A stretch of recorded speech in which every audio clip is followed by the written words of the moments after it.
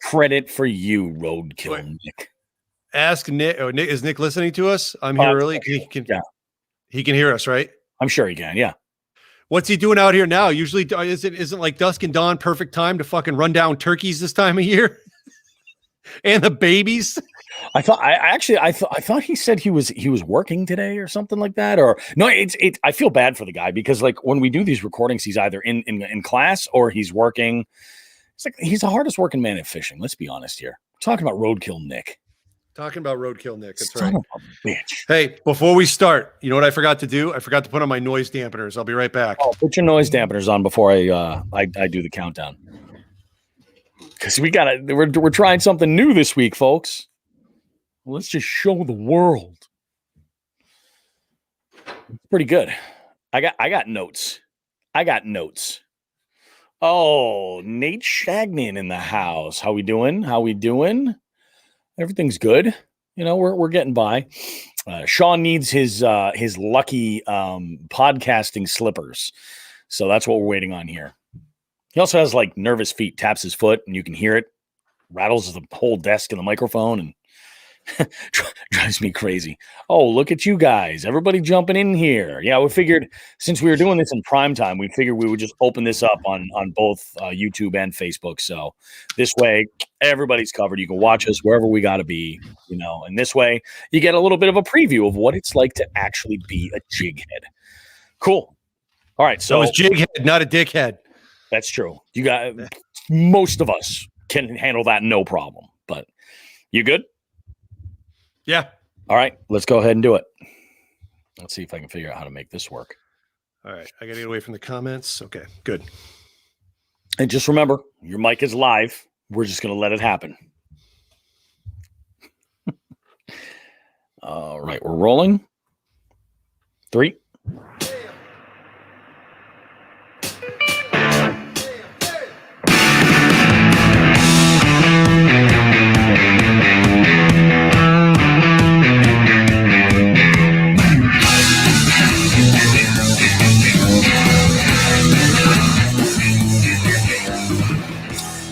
All right, everybody, here we are, Jigs and Bigs. It's Tuesday. We got a good show for you. And I'm not just saying that because we started with an extra, like an Easter egg right off the top. I hope you guys enjoyed that.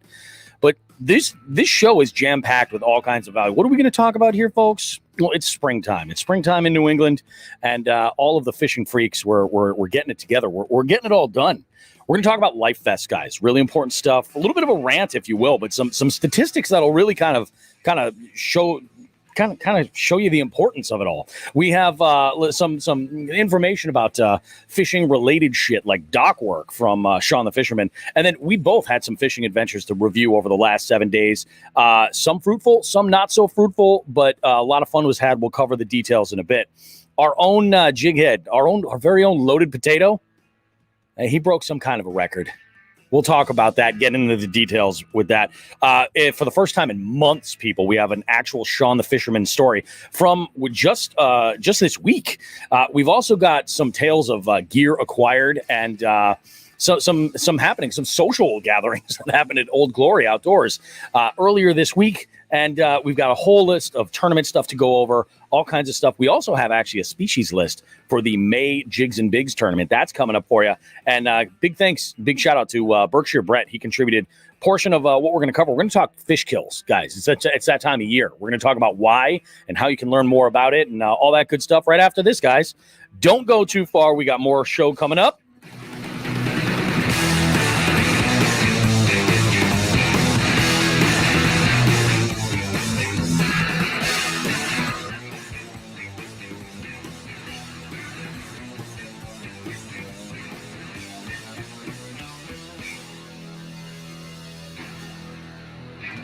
I love it, man. I love it. Look, I don't know. Take a look at the comment there. Sean the Fisherman. Oh, it's our own Loaded Potato. He's ouch. Yeah, I'll tell you. Although I feel you, bud. I feel you. I have been on that struggle bus like the whole time, but I wouldn't change it for the world. And going through some of the DMs that have been out there with some of our cohorts in the Hookset Hoodlum Pro staff and the Stretching Lines production folks, it's like, you know, it's either feast or famine out there. So, Sean, how you doing, buddy? Good morning, man. Good, man. How are you? Yeah, I'm doing pretty good, man. I'm doing okay. I had one hell of a day. Crazy day, running around like crazy. But off the heels of an amazing weekend. Lots of fun to be had, and we'll get into that in a little bit. How was your weekend overall? Pretty decent? No, I'm sending the skunk. I have the skunk gif of a family of skunks running around in circles around each other. I've Yeah. been getting a lot of use out of that when people ask how the fishing's been, or they'll tell me how the fishing went. Case in Yep. point, loaded potato got that today. You want to jump right into that tragedy? Let's jump right into that. Absolutely. Like one of our esteemed jig heads. I would say like in the what's that club on the Flintstones, the Water Buffaloes? Like he would be like up there in the rankings. Yeah. Oh, the Mile High Club. Got it. Exactly. Oh, there. Oh, we'll come back around to this comment. Joe jumps in and says, "There's the shoplifter." Nice, very, very nice. All right, so let's get into it. Andy had a first, and I didn't realize that this was the case. He got skunked for the first time out in his boat. Yeah, he bought that boat last year, and he's been having a blast with it. He's been catching a lot of fish on there. Nice new bass boat, and yeah, today was the day. His number got called. Man, it happens. He got the skunk gif. It happened. Yeah. But I'll tell you what, I mean, like, you know, it's got to be worse when you're like, you know, you're all psyched. You got a new boat. You're out there for the first time. And then if you get skunked, then that's no bueno. You can't have that. Yeah. But, you know, I mean, you know, run. Yeah. You know, and this begs a deeper look into skunking, right? So you fish with me, you know that. Oh yeah. I consider a skunk no fish, not no bass, no fish. No fish. Yeah. I would agree. Yeah. Maybe we should throw that out for a poll, because there's people out there that say, well, I didn't catch a bass, I got skunked. Well, you caught 3-pin pickerel. I don't think that's a skunk. You know? Exactly. See what the people think. That idea. I like that idea. Guys, we're going to go ahead and in the comments, if you want, is being skunked catching no fish at all, or is it strictly no bass? I'm team no fish. Yeah, team I'm no with fish. You. Yeah, I think that's the way to do. So go ahead. You guys let us know.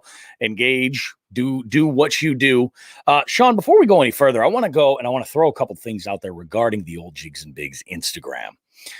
First off, we are in this day one of a giveaway with what is it? Big Fish Giveaways, giving away an Antares, a Shimano Antares. That's a $600 reel, guys.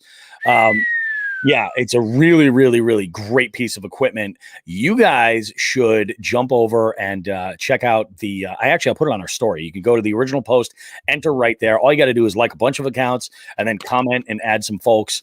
And tag some friends. I highly recommend going and doing it. This is a monthly giveaway that they've been doing. It's really great. We jump on board because it helps our page quite a bit. But I say that because we recently crossed 9,000 followers on Instagram, which is freaking insane to me that there's 9,000 people that want to follow the drivel sometimes that I'm putting up on that account. But I'll tell you what, I'm honored and so appreciative of every single one of you. Last count, we were just slightly over 300 to go to make our 10,000 mark. And I mean, you know, we're looking at what we have, like 2 weeks, I think. I mean, I think we started the end of the first week of April. I think it was the 8th. And I mean, you know, we have 2 weeks. We could, if we can get, you know, what am I saying? Did I say short of 300? I meant short of like 700. If we can get up that high, that quick, I don't know. I might lose my freaking mind. I might be tempted to just do an additional giveaway at random. You get up that high, you might be in the Mile High Club. I might be with Andy. Yeah, with goodness. We got an amazing guest this week too. Yeah, like, a truly amazing guest this week. We've got the one and only Lockwood Fishing. We've got Cody Van Zant from the Hookset Hoodlums fam, and he's got stories. So many stories. You guys are in for it. And I'll tell you what. I'm going to go out and like just to tease it a little bit. At the end, like the last batch of the question there, the fail story, blow you away. Dude, like it's an adventure. Cody blows us all away on a nightly basis on the Yeah, threads that we're in with him. It's bedtime stories with Cody every night. Yeah. And they usually involve law enforcement, some sort of narcotics, and usually animals. I And it's love your analogy of making it like a slot machine. Yes. It's perfect. Yeah, Cody's been telling stories, and I suggested when was that? During our live stream? Yeah, I think it was. When did I talk about that? Live stream. Yeah. Yeah. So we were on the St. Patty's live stream. I had said, Cody, pretty much every story of yours could be, we might set up like some sort of a random slot machine app type thing, but instead of symbols to match up like you would, we'd have in a regular slot machine, one of the rollers can be animals, the other roller can be a narcotic, and the other can be some sort of authority figure or law enforcement. And we just randomly select the three, and he goes ahead and we'll tell the story that we know he has lined up for any combination of those. I love it. The guy's amazing. I love hearing from Cody. He's fantastic. I know he's been a little under the weather too, and hopefully he's getting better. So it sounds that way. I know he caught a monster today. Yeah, I saw that. Yeah, nice fish. Yeah, real nice fish. So I think he caught a 20, and he's like, this thing was unbelievable. So yeah, you guys are in for it. This is a really fantastic episode. We got a lot of stuff to go through.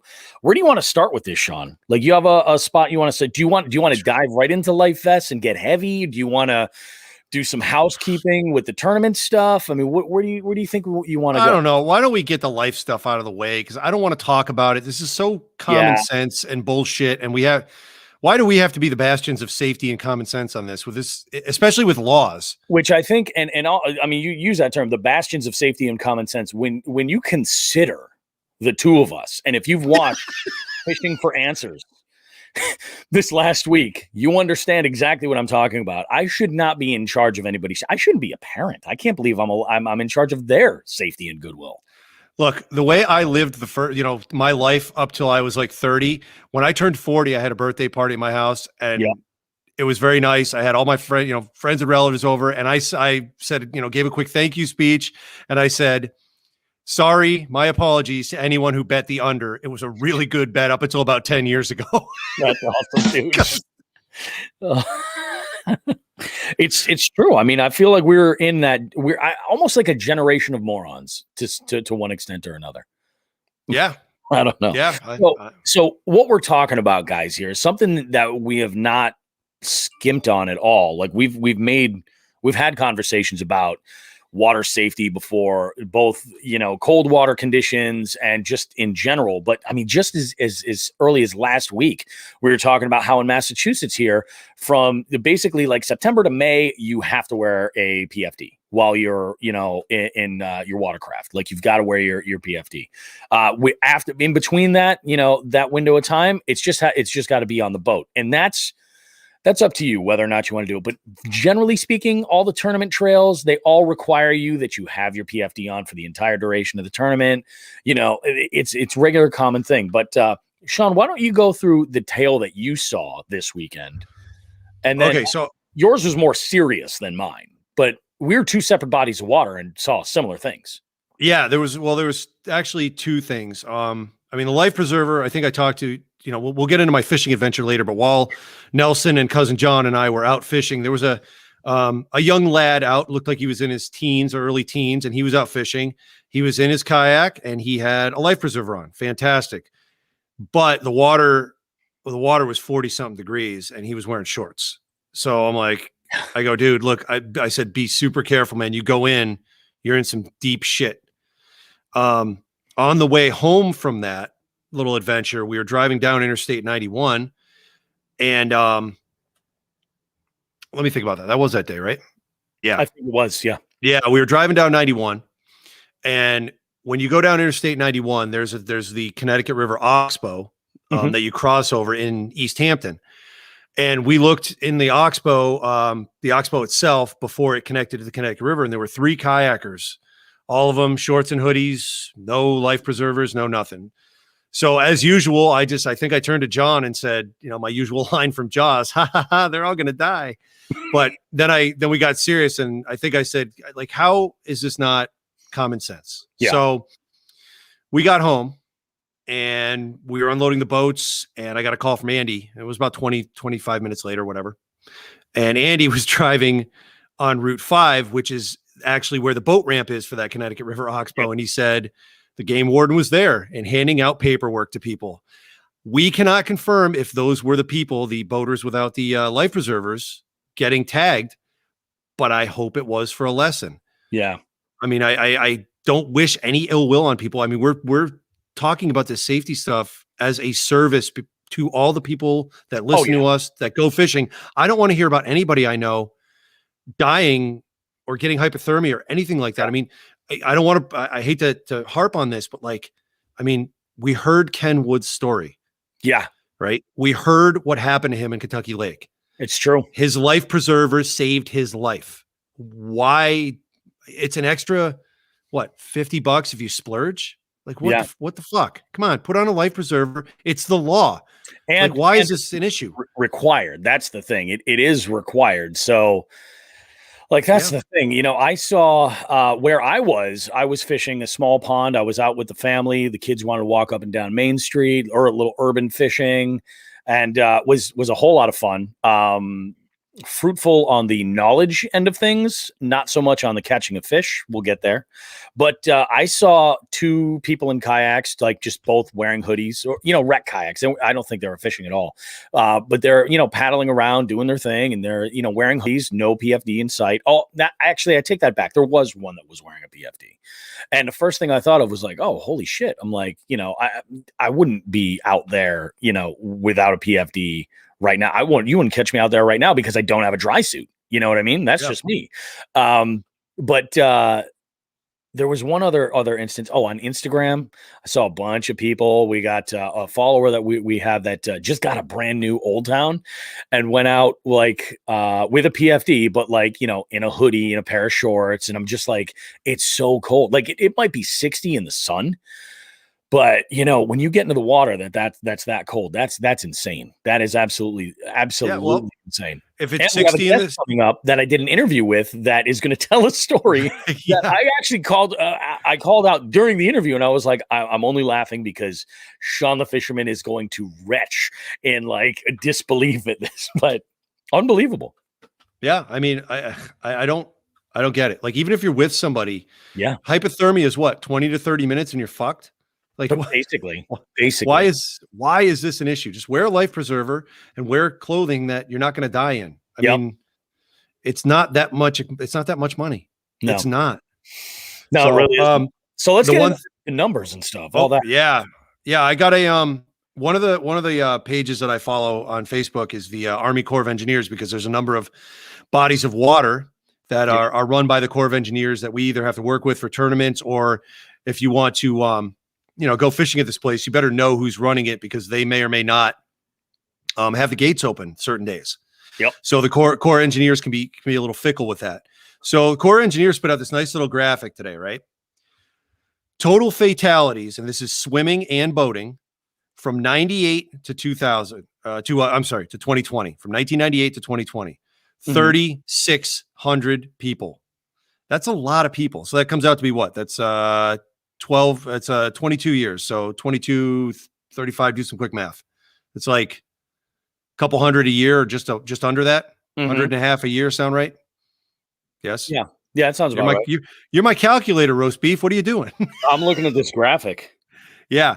So the boating side. Now I'm going to focus on the swimming side. The swimming side, I mean, things happen seemingly at random. Like, case in point, one of the lakes that on Cape Cod, where they do lifeguard training, one of the young kids doing the lifeguard training passed on during the training, drowned. Like, how that is so freakish. I get that. Like, swimming, things happen, you know, fatigue comes in, but like, as far as boating goes, it, you know, just simply wear a life preserver. Now, I know big boat trails, some of them, the rule is once the motor stops running, you got the trolling motor on, you're okay to take it off. Yeah.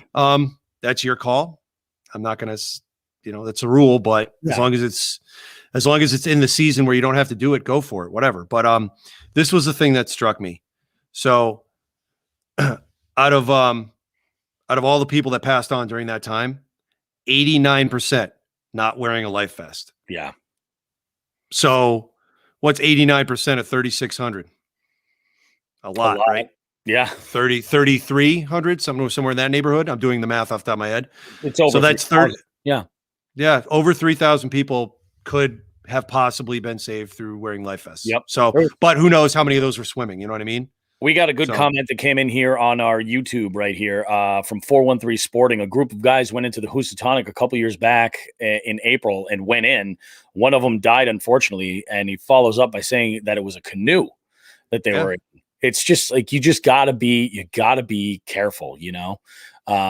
Definitely got to be careful. It's like, and you know, that's the thing. That would be the worst part. Like if we don't, you know, we have the opportunity here with this podcast to kind of like mention the you know, positive side of wearing it. You know, you'll live, you know, of wearing your PFD and why it's so important. So, you know, we wouldn't be doing our jobs with this if we didn't at least make it known, you know, that hey, you know, you really just be smart, be safe. Yeah, you know. Yeah. And one thing you and I both are bitching about here, and not we're not bitching about it another way, is that the people that we all saw were all wearing shorts, correct? Yeah. So if you looked at me in my boat the other day, yep, like you would not be able to tell that other than me wearing my life vest that I was wearing anything underneath, because all I had was a long sleeve shirt on, a long sleeve t-shirt, and a pair of rain pants, but underneath I had my neoprene wetsuit on. Like, so if I went in the water, I was fine for some time. I mean, obviously it's not like, hey, let's go swimming time, but exactly, if I would gotten out quickly, I'd be all right. More time, you know. The problem is everyone we saw was wearing shorts. Yeah, that's, you know, great, smart. I don't know. I'm making a face for all the people that aren't watching us right now. I'm making many faces. Ooh, that turd. Ooh, those turds. Oh. So wear your PFD and wear clothing that's not going to kill you. I don't care if you listen to the show or not. Just don't die. That's all I have to say. True. It's true. Fuckers. So unbelievable. Can I just flow into something now that I'm all pissed off? Fire away. Go. Absolutely. Yeah. All right. Well, I got to scratch my ear. Itchy ear. All right. So, we have a Sean the Fisherman story. Oh goodness. Yes. I don't know why I am a magnet for this shit, but I had two witnesses with me, which was wonderful. Absolutely. I had a discussion about this John the Fisherman story with one of said witnesses as it was happening, because it went on for fucking 3 hours. I'm only going to give the highlights on this, and I hope he's listening because he knows exactly what happened this weekend. So Nelson and cousin John and I went out to a small pond, and this is good. Just so we know, I'm going to mosey through this Sean the Fisherman story because there's really a lot to unpack here, and I'm not going to do it like the standard quickly busted out Sean the Fisherman story. So we got out there, and it was 9:00, 9:30 maybe 9:30. I think we got to this pond. Mm-hmm. And by the way, I am seeing the notices. Thank you, Nick. I'm not ignoring you. I turned off the comments on my side so I don't butcher the show up, which happens sometimes when I'm not paying attention. I'm like a hamster in a cage. You know what I mean? Ooh, my wheel. Ooh, some water. Ooh, my wheel. Ooh, some food. Ooh, my wheel. Yeah. Yeah. So we get out there at 9:30. We start unloading the boat, and booming across this pond is just screaming and music. And we're like, oh God, these people stayed up all night. It was the first thing we saw because it was 9:30 in the morning. So we get out on the water and we start listening to some of these conversations. And there was one gentleman, the word gentleman I use very loosely, apparently, that was screaming about wanting to bang one of his friend's sisters. And I don't know if this friend was there. Yeah, this went on for a while. So that was great. We got to listen to his desires. At some point, a female showed up to the party. Of course, as you do. Yeah. There was much talk of, I don't know what happened, if they robbed a liquor store, some shenanigans that went on at the liquor store, they got something cheap, or they robbed the place. I have no idea. I didn't check the police scanner or police reports to see if anything had been robbed in this town. But the conversation took a turn from alcohol to just point blank, her screaming at another guy, okay, you show me yours and I'll show you mine. 2 seconds of silence, and then, that's gross. Oh my God, it's getting bigger.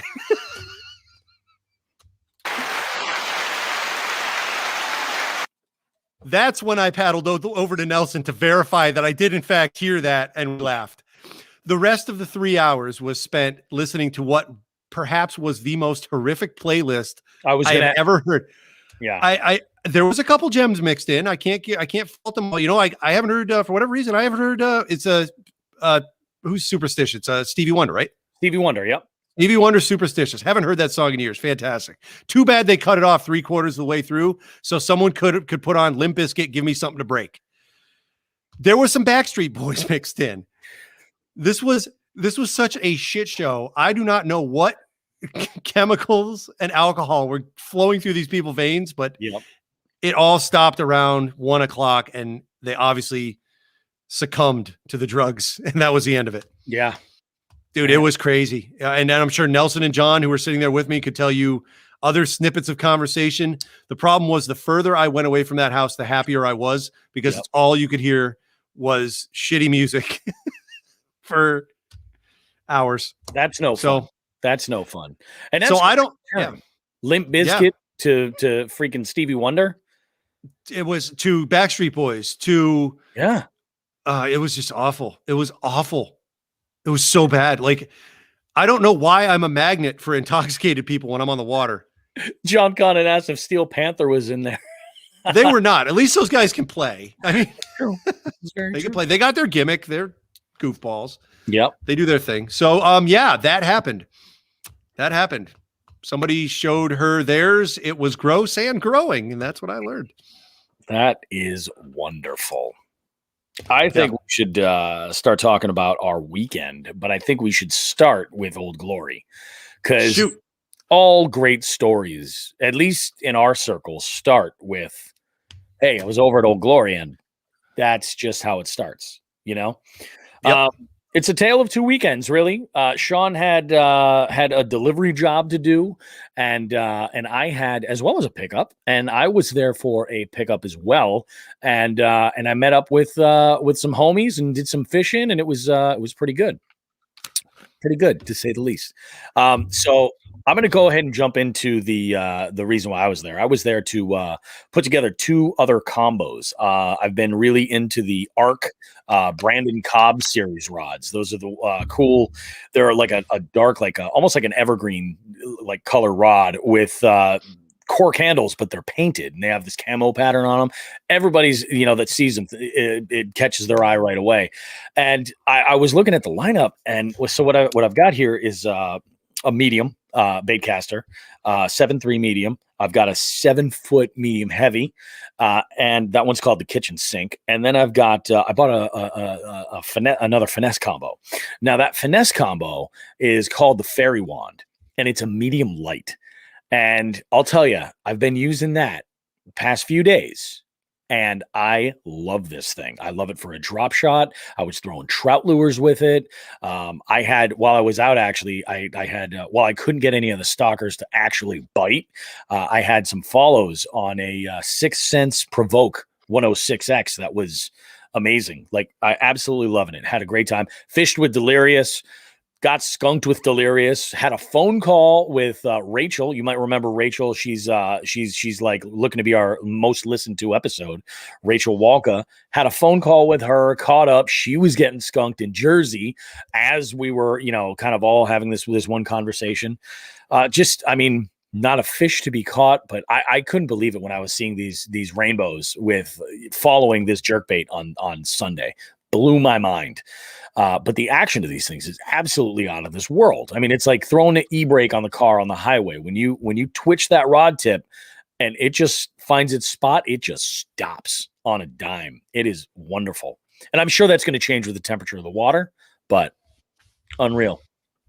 Yeah, that's awesome, man. At least you had some follows. I'm wondering, did you try downsizing or anything like that? I did try downsizing. The only problem, I tried throwing another jerkbait that was downsized, and that's a floater. So it wasn't staying exactly in that spot. I had to work it a little bit quicker. I threw some rooster tails. I threw some spoons. And I even threw some little egg sacs with a bobber. And that worked great with that combo as well. I just used a finesse hook because it was the smallest hook that I had. Little finesse hook, tied that on, and then I tied the bobber up top. I have one of these old school painted cork floats with the eye on one side and basically like just a pointer up on top. And it just, I think because of the heft of it, it floats and a little bit more naturally than like styrofoam or plastic right up on the surface. When it, in my mind, if you have a weightless bait that's floating there on a hook, I feel like when the fish grabs that bait, that float is not as abrasive as far as like getting some resistance back. I don't know. But what do I know? I know nothing about trout fishing. I'm trying to like put it together, but it was crazy. I couldn't believe. And my theory is that I know this pond gets stocked. Rainbow stalkers are stupid. Like they're dumb. I don't think that they've got the ability to hunt, because I popped this jerkbait and it just parked in this one spot, and this one rainbow, good size one too, like flipped around and looked like it was trying to take a strike at it, but was all derped out. It was just like, hey, I don't know what's going on here, guys. It's just a mess. Just a mess. You could hear him swimming by going, ooh, piece of candy. Ooh, piece of candy. Yeah. Can you believe that? Oh, I feel like I'm in Quahog, Rhode Island. There you go. Piece of candy. Fighting the chicken. James Woods, that's what it is. Yeah. Oh, goodness. My Saturday before we met up, or when we met up, my Saturday plan was, now we went fishing on Sunday. So Saturday, because that location I went to was a little bit north, I wanted to make sure there was no ice, or at least that we could get around it. And the pond we fished at has a couple of different parts joined by a channel. So I said, well, I've got to go to Old Glory. I had to pick up what I had to pick up. I was checking on my reels. I ordered 3 reels through Old Glory. They had not yet arrived, but Joe had just gotten a shipment in. So I was allowed to look through that and see if they'd come in yet. I did pick up a couple of chatterbaits, which, you got to restock chatterbaits. What are you going to do? Yeah. And Cousin John's Christmas present had finally arrived. Yes. A little late, but that was due to the supply issues. So Cousin John's wife contacted me before Christmas and said, I want to get him a good fishing rod. So I recommended a 13 fishing, an Omen. I think it was an Omen Black, and medium heavy 7.3 spinning rod. Nice. So we ordered it. It came in. Notice I didn't say paid for it. I'll come back to that in a minute. So and then the last item I had to pick up was for the work I did on Wild Bill of the Hookset Hoodlums kayak. Yes. I think I mentioned last show or the show before that I had a fish finder sitting around. It was a basic fish finder, great to start off with, depth, temperature, you can see shit on the bottom. That's all you got to worry about. It's a start. So I got that all hooked up. And Bill said, well, look, let me give you some money. I said, absolutely not. That fish finder was sitting doing nothing. I said, but if you want to give me something, I'm a double X and that beautiful blue Hookset Hoodlum sweatshirt you got some of those lying around. Yeah. So Joe did have one at Old Glory. They arranged a swap of some sort or whatever finances go on between Hookset and Joe. And that was waiting for me. So I got my sweatshirt. Nobody likes to know how the sausage gets made. Nobody, none of my business. Nope. So I picked that up, met up with you guys. Hung out for a little bit. We talked to, Chris DeBari showed up. Eric Graves, Gravy Fishing showed up. Great to meet him. I love it. It's like a little social event every single time. It was. I love it. Yeah, it really was. If we give a heads up that we're coming out, or if anybody else does, Hookset, there's always, people coming out of the woodwork to stop in that day, which is nice. And then Jay Manning stopped in. Oh yeah, that's right. Yeah, Jay stopped by too. Yep. And Delirious was there. Obviously showed up a little late for your guys' date. And then we ended up the truth. Yeah, we ended up parting ways. And Joe showed up unexpectedly. He did. Ooh, very unexpectedly. Very unexpectedly. Yeah. Ooh. You want to tell everybody what happened? Was it the trolling motor? Joe had some boat problems at the tournament. That's what it all got down to. Unfortunate, but it comes with the territory, Belt out another 1,000. That's what I'm saying. And that didn't stop my empathy from going wild and screaming things like, "This wouldn't happen in a kayak, Joe." Very, very sensitive, very, very conscientious of you. Well, I just saw in the comments that he accused me of liking the Backstreet Boys, so I gotta, I owed him one. Yeah, so eye for an eye. Dude, it's okay. It's all right. No, it's not. Tell me why. Yeah. Well, that was it. That was a song that was playing. Yeah, it was good times. That's the only one you play. Yep. So I left there and I said, you know what? I'm actually going to take the nice scenic route back, and I went all the way down Route 9. Yep. And I have not eaten, I think, in 2 years at maybe a year and a half. I think it was 2 years. What? I said, you must be starving. No, yeah. Yeah, there you go. Terrible night's sleep last night. I'm punchier than hell, by the way. You're a regular Lenny Bruce. I am. Yeah. I am a regular Lenny Bruce.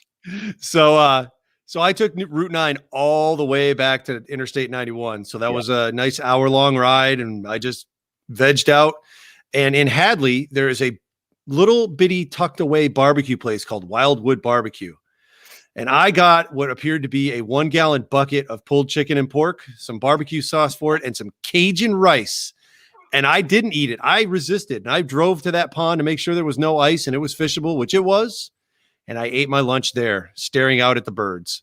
It was beautiful. Were you was eating your pulled pork? Like, no, I waited till I got there and then I parked. And then on the way back, you were there. Like, were people walking by you? Like, what is that bear doing to, you know?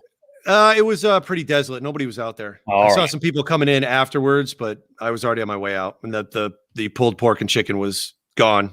It was one with me. So I then, the punchline to this, proceeded straight to Cousin John's, dropped off his rod, and his wife was there and said, "So how much do I owe you?" And I said, "I thought you paid." And she said, "Well, I thought you paid."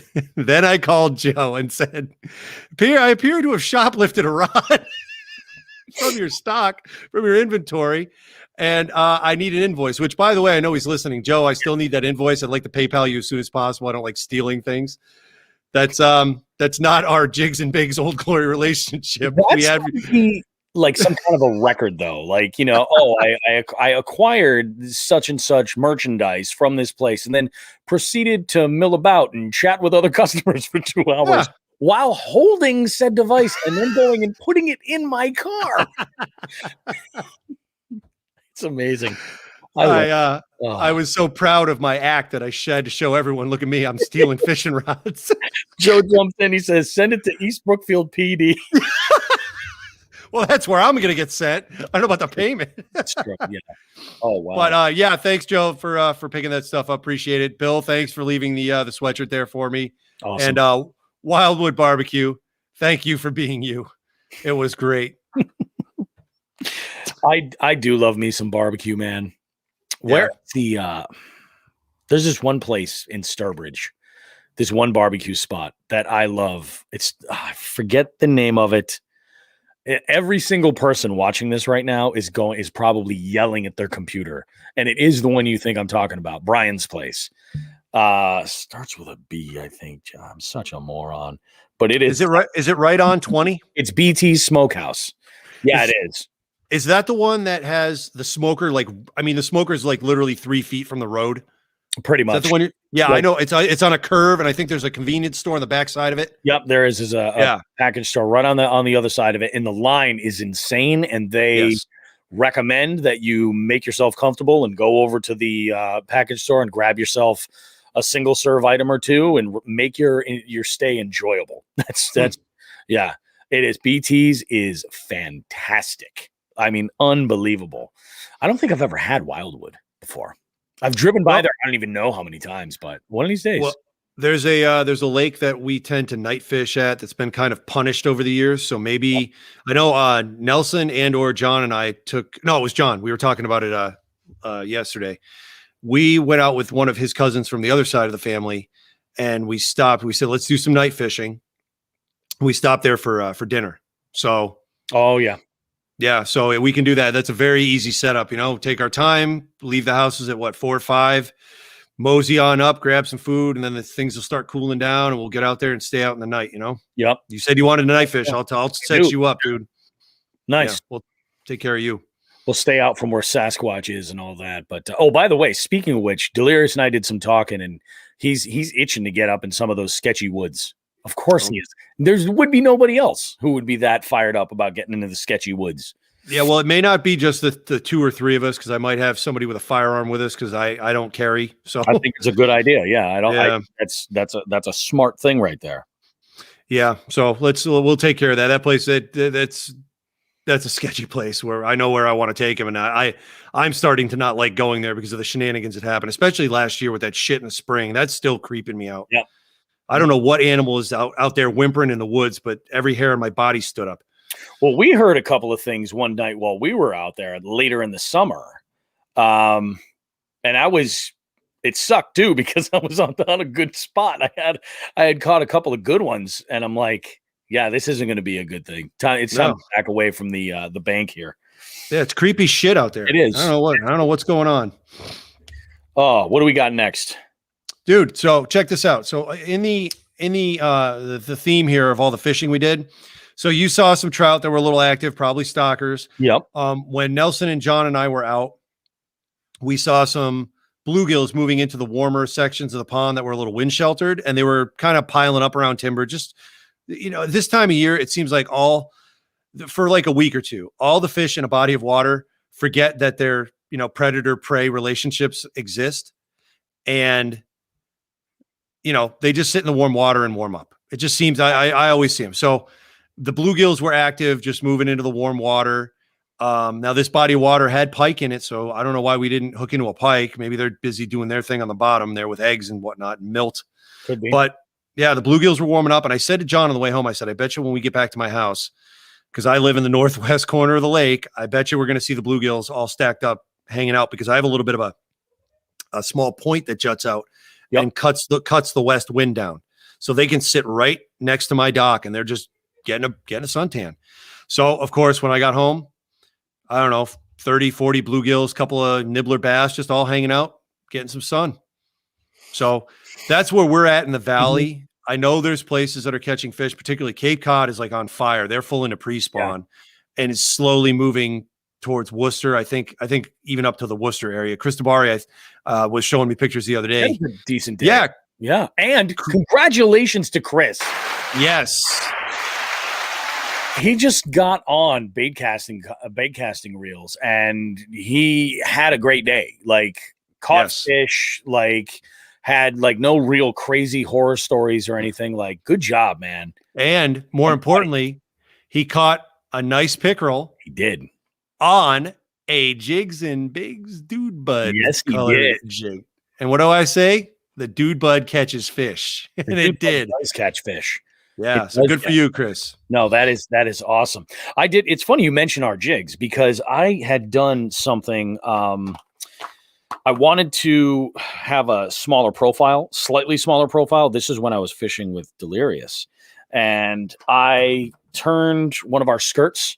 The Absolutely. I was fishing with this guy, and I wanted to make it a finesse skirt, like kind of like, create a little bit of a smaller profile. So I basically just bunched up all of the top strands here and gave it a haircut, and it was beautiful. Absolutely beautiful.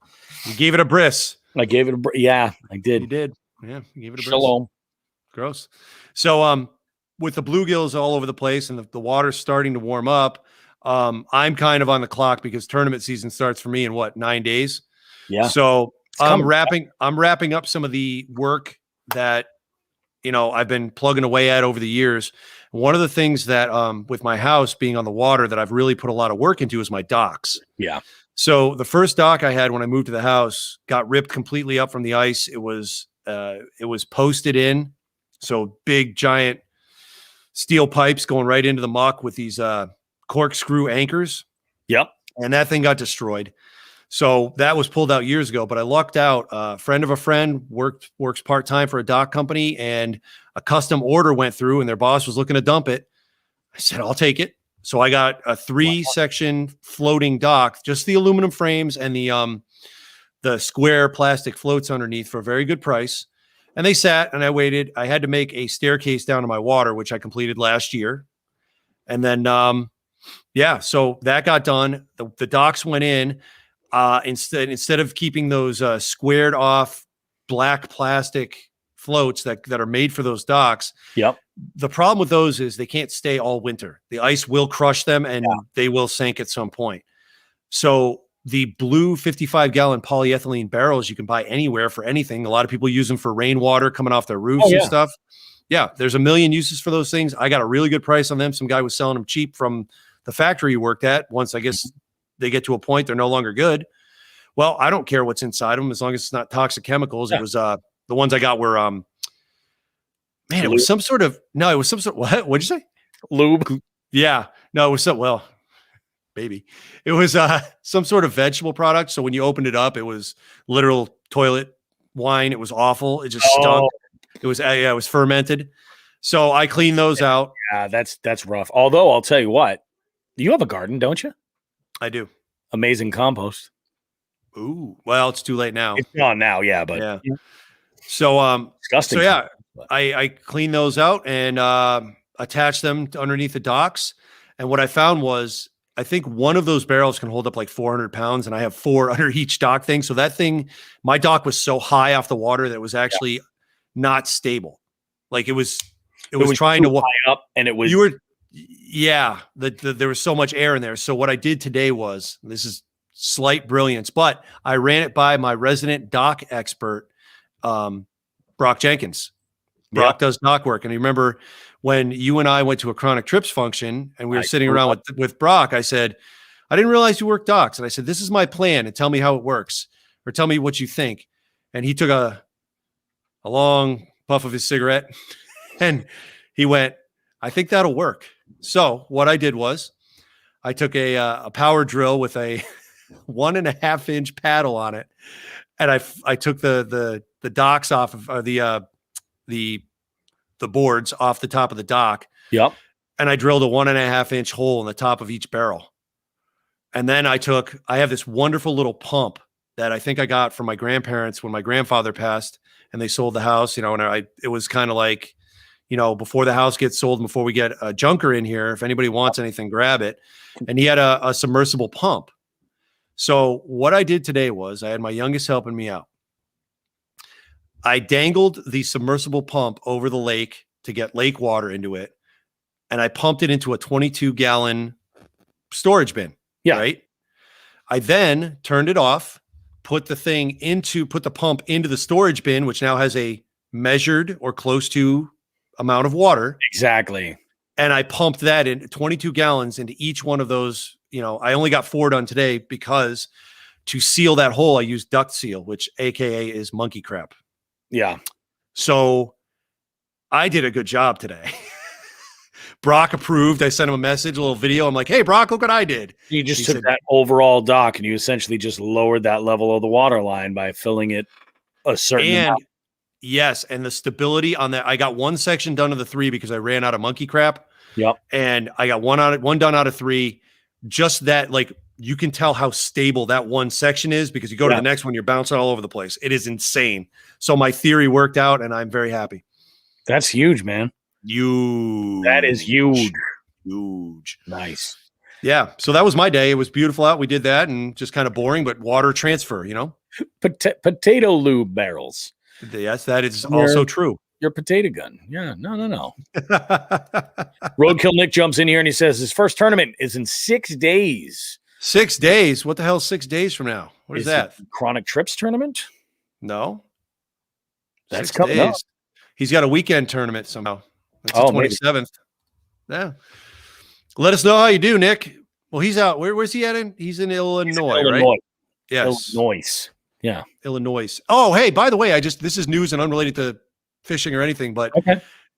I know you're not paying attention to college basketball, and I barely am, just because I may or may not have a sum of money involved in it. Yep. But did you see what the NCAA did? How badly they jacked up with this because this made the news.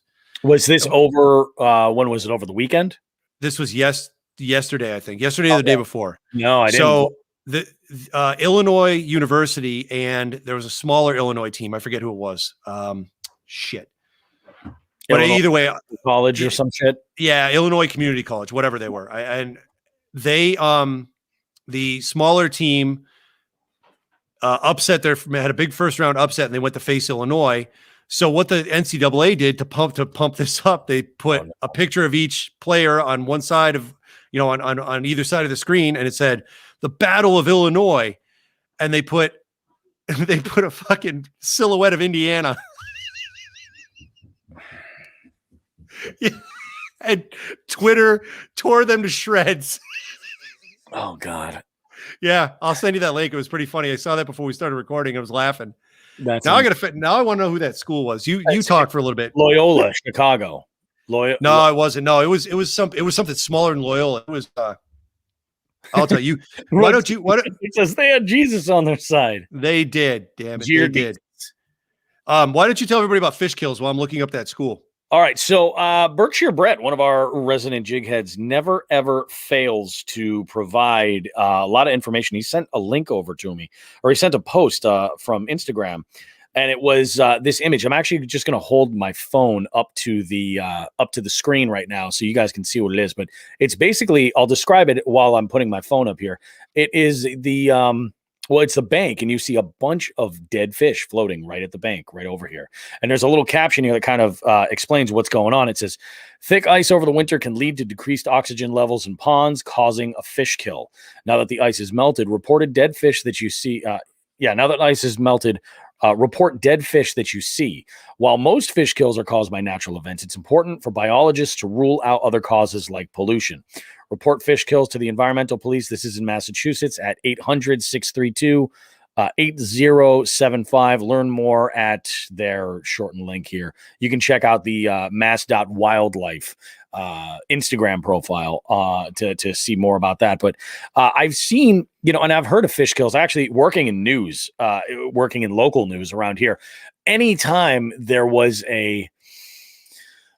anytime there was like a story or anytime there was like a major fish kill, and like it was sort of like the buzz in that neighborhood, something maybe over by like the river on a really cold winter, or any of these local bodies of water, and something would come up. This would happen a lot, like with Congamond. There's a lot of people that live around in that area, and they're like, what the hell is that? I can't, all these dead fish. And they're all thinking like, there's like something terrible going on under the water, but in some situations, it's a natural occurrence. So I had never really known, though, that it had to do with the thaw for all this heavy ice, but it kind of makes sense because you can deplete a body of water of all of its oxygen content. It kind of makes sense. But yeah, thank you, Brett, for sharing that. If you're a Massachusetts angler and you want to follow mass.wildlife, you should.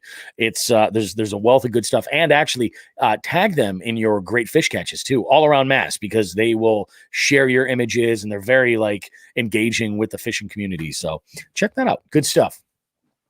It was Loyola Chicago, if that's what you or Nick said. And I just sent you the graphic where it says the battle for Illinois, and it says Illinois' team, and it has Loyola Chicago, their logo, inside the state of Indiana. Are you looking at that? Yes.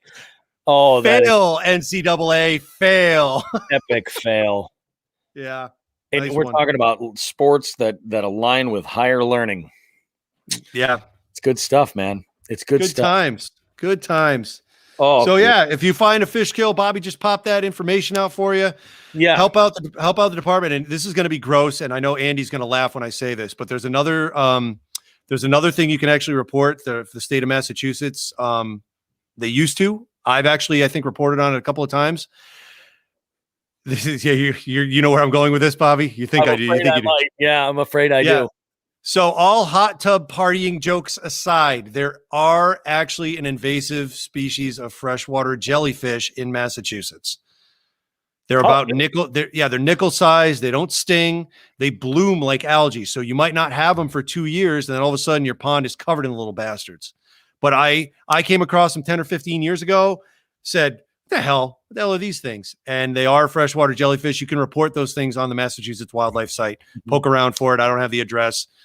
We're all internet savvy here. If we could find whatever flavor of porn we want to watch tonight, then you can definitely find out how to report freshwater jellyfish. Yeah. What's Nick yelling about? He's saying freshwater jellyfish exist.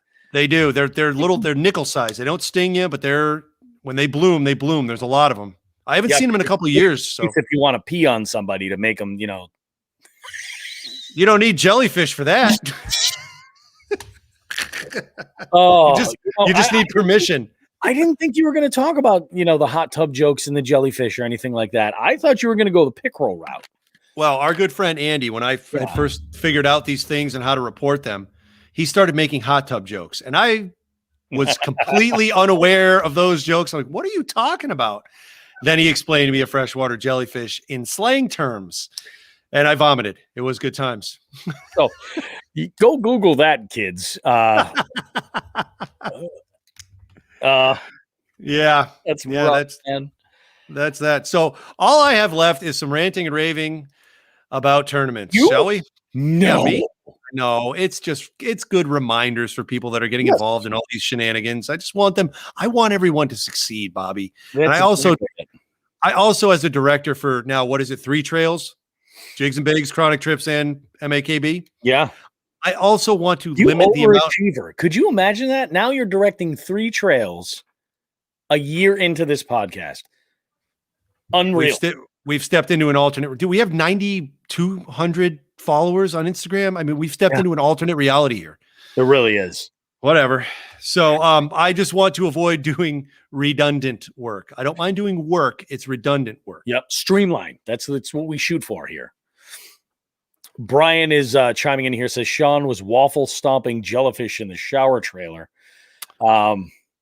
He was a little, it's not his fault, Brian. He was a little bit lost. He thought it was going to be my covered wagon of back issues of Swank. And, so I'm guessing Brian was military, because if he knows what a shower trailer is, that reference is that's a military reference. Oh yeah. So I'm sure the vets get that. And yeah, well, if I ever run into Brian, we can have a talk about shower trailers. I have a story I don't want to share on the air. Yeah, it's horrible. Okay.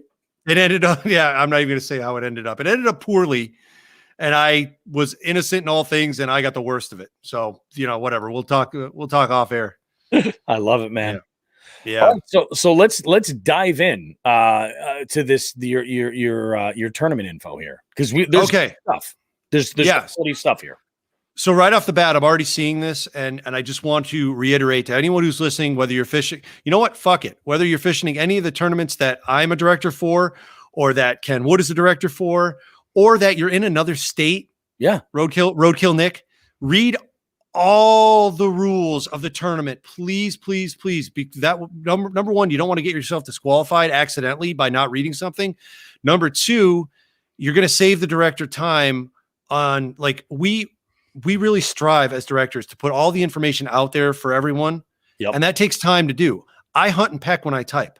I don't ask my wife to type these things because she will tell me to fuck off, probably in those words. So it takes me a long time to type all this shit out. And when I do that, I'm typing it out so people can read the instructions and then not turn around and then ask me a question that was answered by me typing. You know what I mean? Yep. So read all the instructions. If you have questions after that, I get it. We can't cover everything sometimes. Please ask. But, I'm not going to say who it was, but I got 3 questions from somebody that we're close with, one after another. And after the second one, I said, "You didn't read the rules, did you?"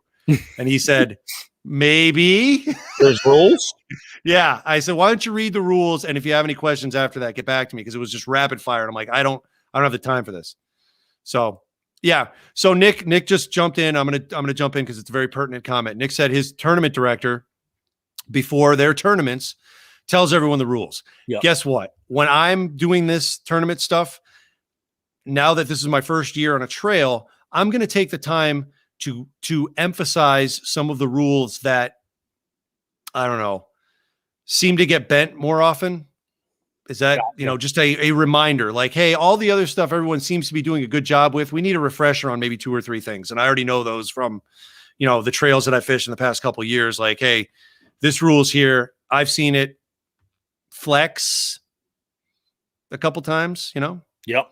So I'll go over that stuff. But if you're in a tournament trail, read the rules. The rules are there just to save you the money, because it sucks having a fish or your day disqualified because you didn't read the rules. That's the worst part. You put all this effort, into this. It's like you owe it to yourself, to know what you're getting into. If nothing else, Yeah, exactly. These things. I'm not going to get specific with some of the things that I'll be reiterating that I've seen over the years. Yep. Before my trails, but I have a mental list. Like, I know there's some things that people do they need to be aware of, like, oh, I didn't read that, or like MAKB, for an example. They're based off the KBF rules, and then there's addendums. So the addendums are right there in front of you, but you have to click on the hyperlink to go and actually see the KBF rules. And if there's any addendums or changes or anything like that, or adaptations, something that maybe doesn't work in this part of the country, that's when MAKB addresses it and there's a rule change. But it's got references. It's just like anything else. Like, hey, see paragraph 6 and we've changed this, or this is great, but we're adding a twist there. Like for years, the Ken was using a smaller minimum fish size for bass because they had tried a 12-inch minimum for years and there was a lot of people getting skunked. Well, when you drop it to an 8-inch minimum up here, there's plenty of nibblers. All of a sudden, people are getting on the board. It gives anglers confidence. People are back there ready to go. Like, hey, last week I caught my limit. They were 10 inchers. I'm back for this week. You know what I mean? It's just a confidence builder. You want to do that. Skunkings hurt, man. I'm used to them. They don't bother me, but some people, when you're just starting out, a skunk in a tournament can drill you. You know what I mean? It can really wreck you. So bottom line, read the rules. You help your directors out.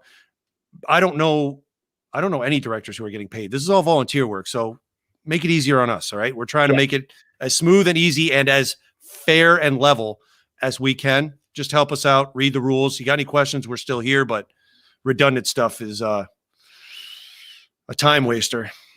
It's true. We all need more time. It's very true.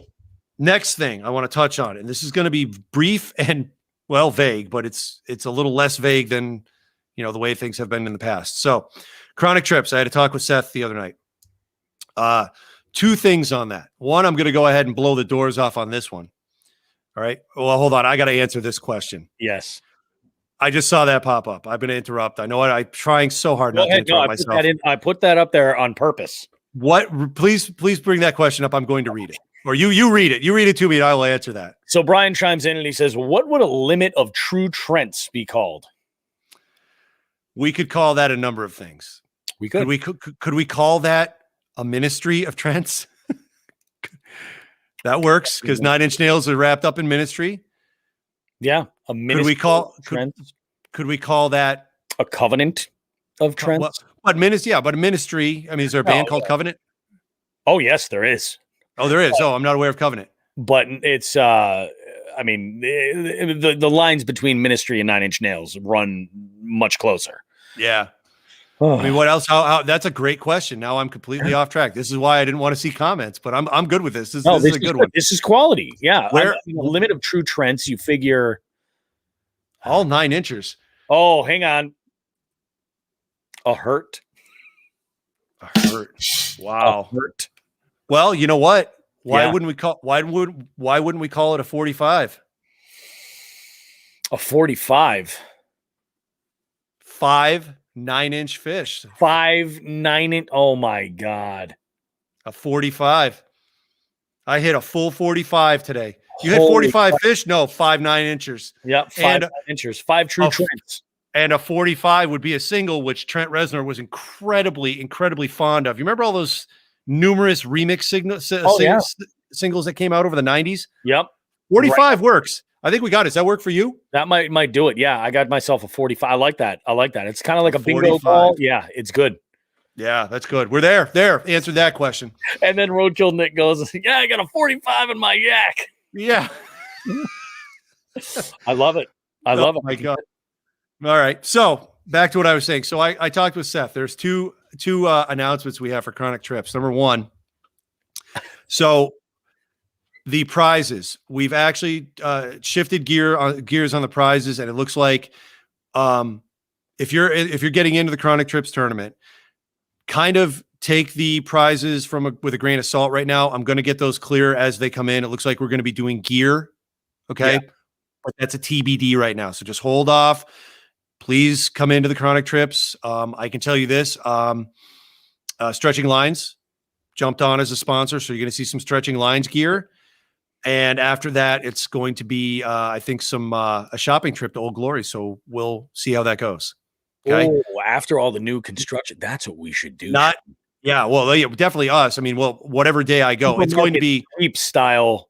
Yeah, well, it's going to be Seth and I going. We're going to compile a prize list for what's going to be out there. It's not going to be a shopping trip for the winner. Yeah. But I talked with Stretching Lines, and they had Damien had a couple of great ideas for things to put out there. So we're going to be working with that. So if you're in the Chronic Trips, The The game prizes show are- in me is just like synapses are going everywhere. I'm like, I could be like guys, game show games. Oh my God. Yeah. So Chronic Trips is going to be very similar to the poll that you took, 2 months ago about our tournaments, Yes. where people want gear, going to give them gear. God damn it. So jump in on Chronic Trips. You know, we'll see. We'll have some fun with this. You already know stretching lines is involved. So why do you wait? Why are you waiting? Let's go. It's true. So the second thing, and I had a little fun with this. All right. So we've all seen the movie adaptation of the greatest comic book series of all time, right? Watchmen. Oh yeah. All right. And one of the greatest scenes from the book, and I will say this, the Watchmen trade paperback, the graphic novel, as folks called it, it was a 12-issue series that came out in the comic stands in 1986. But that's considered one of the greatest stories, if not the greatest story of all time. Yep. And that movie, I think, is the greatest comic book movie that stays true to the source material, because no other movie almost goes panel by panel from a comic book. Like, it's literally seeing the comic book brought to life. Okay. Except for the end, which whoever did the adaptation took a lot of liberty with the punchline to this whole thing. And I was shocked at the end that they went through all of the time, effort, and attention to detail, and then honestly fucked the plot up so bad that it just left a bad taste in my mouth. But either way, there's a scene in Watchmen, the vigilante Rorschach goes to prison, right? I want to pause on that because there was some texting going on, some banter going on that I was on a thread on. And Wild Bill was texting something about someone else coming into the Chronic Trips and raising hell.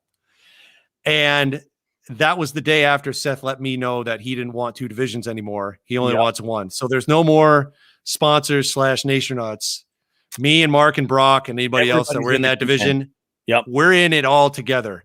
So when I think of that scene from Watchmen, Rorschach is in prison with all the people that he put in there, and someone says they're going to kill him. He then takes hot oil from a fryer and throws it all over this guy's face. And as he's getting dragged away by the cops, he says, "You guys don't get it. You're not, or I'm not in here with you. You're in here with me." Yeah. So that I sent a gif of that to Wild Bill, and I haven't heard anything about that tournament since from him. So I was laughing, but yeah. So Chronic Trips, it's game on. We got some prizes. We got some fun. Yeah. I'm in. Game on. We got a special April bonus for Chronic Trips. You can get some extra points if you play it smart. Yes, and I have to update the rules on that. I forgot to put that in, but that is in, and I'll update that. And the other thing is, I also did pull out, because the prizes have changed. Yeah. I also took away the weekly longest fish award, so that's out.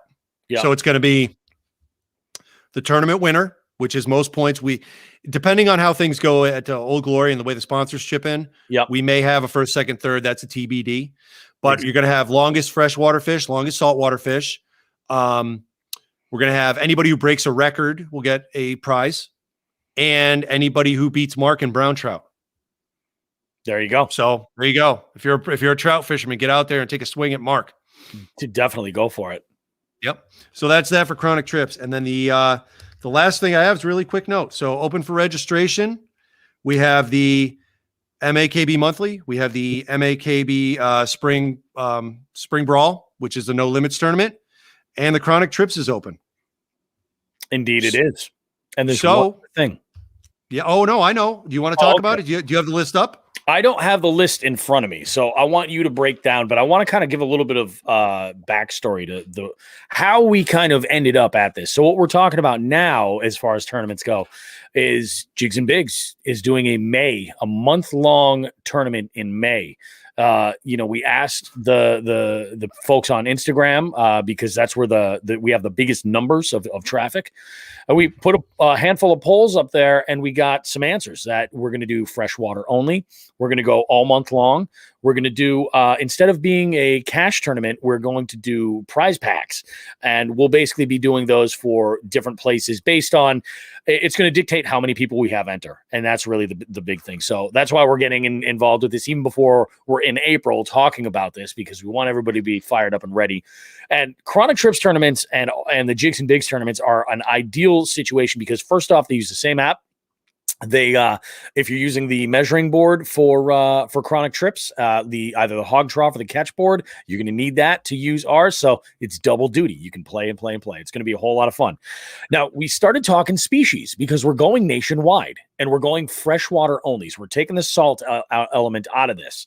And Sean made a really, really good point last week over instant messages. He sends me a message and he says, how do you want to do this as far as some teams down south that have species that we can't get? For instance, do we include alligator gar? Yes. And then I started thinking, I said, there's some species that aren't so far down south, like you're like muskies, Yeah. So what we decided on essentially was a list of like the top American freshwater sport fish, basically, is what it came down to. The most popular ones. And we're going to categorize some together, like by size, and put those together. I think, did we say we're going to combine largemouth and spotted? Yeah, I can go through the list if you want. Let's do it. Let's go through the list. I got it up. Yeah. So we did 23 categories. Okay. Yep. I'll just run through them. Crappie. That's going to be black and yellow crappie because there's yellow Yep. crappie in different parts of the country. They're smaller, but we said screw it. They're crappie. Crappie's crappie. And I should make mention. Why don't I say this? When we discussed this list and really narrowed it down, Yep. we have a lot of species on there. A lot of the species I'm not familiar with. Like I don't catch them on a daily basis. So like I might not be able to tell the difference between a wogger, a sauger, a walleye, a sauger, or a sawguy. So they're in one category. Okay. Yep. So this was to help me as much as it was to help anybody else. And Bobby, I might even get you in on the fun on this on the judging with this. We might be working this together. But so we got crappie, black and yellow. Category 2 is panfish. So that's going to be bluegills, red ears, pumpkin seeds, warmouth. Yep. Anything bluegill, rock bass will count in that too. That's what I was going to ask about. Was rock bass are in there too. And I just put on, for the purpose of our text, because I wasn't wasting all these characters, I just put bluegill, etc., bluegill, red ear, etc. But those rock bass will be in there. Okay. Third category, perch, white and yellow. Mm-hmm. Okay. So for those of you guys who are in the South that are planning on jumping in this tournament, I know perch is a different name for a different kind of sunfish, like a bluegill. That's going to be in that category. It's not going to be a perch. So don't submit it in that because a perch is, for us is a yellow and a white. And honestly, a white perch almost looks like a little miniature striped bass. Yeah. So, yep. Category 4, largemouth to include spotted bass. Yep. Because they're so close. It would take me a while to figure out like if one looks more like the other, you know what I mean? Made it easy on myself. 5th category, smallies. Easy enough. Super easy. 6th category, blue catfish. 7, bullhead catfish, also known as Bobby roast beef. Horn pout. Horned pout. Or as a friend of mine, Dan, would say, let me go ahead. Mm-hmm. Horn pout. Sorry. Dan doesn't even listen. I'm going to have to tell him to listen now. Yeah. So next up, 8th category, channel catfish. 9th category, flathead catfish. We don't even have flatheads up here. That's for you Southern boys and the Blues too. So jump in. That's points. Turn one in. You got points, and I'm not getting. You can get things in the Potomac, I believe. Well, maybe we have to go down and see Cody. Yeah, we can do that. Look, we'll have to see about it. I mean, you might want to bring some pain medication or something. Yeah. Jesse. Oh my God. For answers to find out what the hell we're talking about. Yeah, exactly. We didn't pump that either. We'll do that in a second. Okay. So after the catfish, again, like I just mentioned, the 10th category would be walleye, sauger, and anything intermixed. So the walleye category. 11, northern pike. 12, muskies to include tiger muskies. I know those tiger muskies had to go somewhere, northern pike or muskies, and I decided they went in with muskies because that's their name. 13th category, chain pickerel. Then we go into trout land here. So rainbows are one category, brownies are the 15th, brook trout are the 7th or the 16th, cutthroats for all you Western folk. I'm throwing cutthroats in there. You're up there in the Rockies, all you fly fishing folks. If you're listening, get your cutthroats. 18th, Lake Trout. They're the Kings. Lake Trout did make the list. They made the cut. They're all over the place. So yeah, they're not just. I didn't realize that they were that popular currently. That's awesome. That's great. 19th. Yeah. Well, go ahead. I'm sorry. I was going to say that's good news for Teddy Forget. Yeah, there you go. Yeah, the points for Teddy. Well, and Todd Grubbs. He's been getting on some Lake Trout too. Yep. 19th, carp. Easy enough. Any and all species. I'm not dicking around with all those very, those invasive ones throughout the Midwest. Whatever. All right. 20. Double category. Snakeheads and bowfin. Yeah. And there's another one. Were they cudgel? No, not cudgel. There's another name for a bowfin.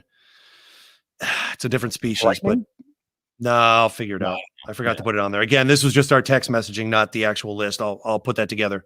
And then the last three species, 21, 22, 23, long nose gar, short nose gar, and gator gar. Now, I should make mention, this tournament is pretty much anything goes, bait, lures, whatever you want. This is not a spearfishing or bow fishing tournament. I do not want to see pictures of gar or bowfin that are perforated. I don't want that. I will DQ them. That's the only time I'm going to DQ it. It's got to be rod, reel, and line. Yep. Yeah, rod, reel, and line, hook and line. No, this isn't an archery tournament. This is a rod and reel and line tournament. Okay, so I have much respect for, bow fishermen, bow anglers. Yeah, I'm jealous. I can't do that. I'd like to one day, but this tournament is not for that. So just keep that in mind. That's all I have, man. It's going to be an amazing tournament, a whole lot of fun. What we're going to do is once we get a list of people who are, once a registration opens, we'll be able to kind of monitor what sort of a budget we're going to have. And remember, keep in mind, we're going to be using a portion of the proceeds that go here to give back to make Massachusetts fishing spots great again. So they need things like trash bags and other resources to help them do these huge cleanups that we're working on. And there's also talk of doing a trash bag drive over at Old Glory. I ran it by Joe and he seems to be down with it. So what we'll be doing is accepting unopened boxes of trash bags of all sizes. And, we'll go ahead. Maybe we'll put together some kind of a raffle. Every box that you donate, you get an entry into a raffle. We'll do some kind of a prize, have some fun with it. It's going to be great. But cool. Yeah, this tournament's going to be awesome. I'm really, really excited for it. Yep. I've already started working with the Fish Donkey folks, Bonnie and Darren out there in Minnesota, who I'm actually ready for this. I've been in such contact with them. I said, I have my Minnesota trip coming up at some point in the summer, obviously, COVID, whatever, depending on COVID and how shit's going on, but I'm planning on going out there. And I said, I would like to do an interview with them and get out on the water with them. So I'll probably be doing a remote interview with them, over the summer. That's so awesome. Hopefully that'll be kind of cool. Yeah. So they helped me out with one other thing. One of the things that I track that, I think we'll be doing as well is the first to 100 inches. Did we talk about that? Yeah. You and I talk about you and I talked about it. We didn't talk about it on the show yet. Oh, okay. Did we? Well, I don't want to blow anything up. Did we decide if we were going to do it? I say, why not? Okay, cool. First to 100 inches. Yeah. Why? Absolutely. Why not? Yeah. So with the Chronic Trips tournament, that's been a normal prize. First to 100, first to 200, nobody's touched 300 yet. Yeah. So, I think I'm still the record holder on the closest. I think I got 280 on that June last year because all those freaking stripers and big. I was going to say, that trip. Yeah. Yeah. So, what they have done with their, I got a motorcycle driving by. Oh, okay. I thought it was here. I was like, whoa. Yeah. No, excellent. Microphone picked it up really well. That's pretty good. Sorry about that. What Fish Donkey has done is, to help see that, because normally people were asking me questions, like usually Nate Shagnad's all over me, dude, who's up to 100?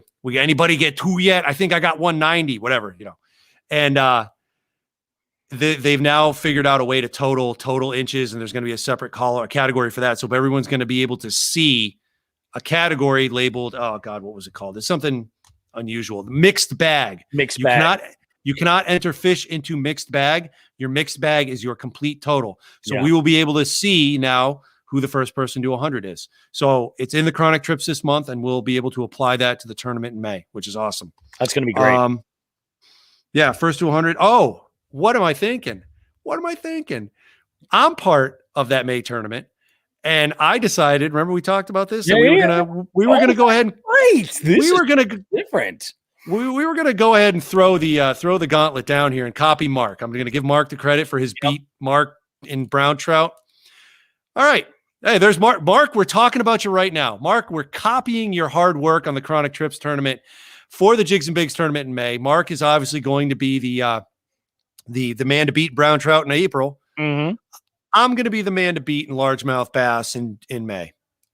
So the way we're working it is, if I get beat by 20 people in length, only one's going to win. It's going to be the top. Okay. It'll be like the top. Yeah. Yeah. We're not giving out 20 prizes for beating me in largemouth bass because especially if we get a large Southern contingent, that's probably going to happen anyways. But yeah, Mark approves. Mark approves. Mark approves. So Nick said he's going to Minnesota in July for a fishing guide trip. That's awesome, man. Nick, I'll be in touch if we're out there at the same time. Maybe we'll get together.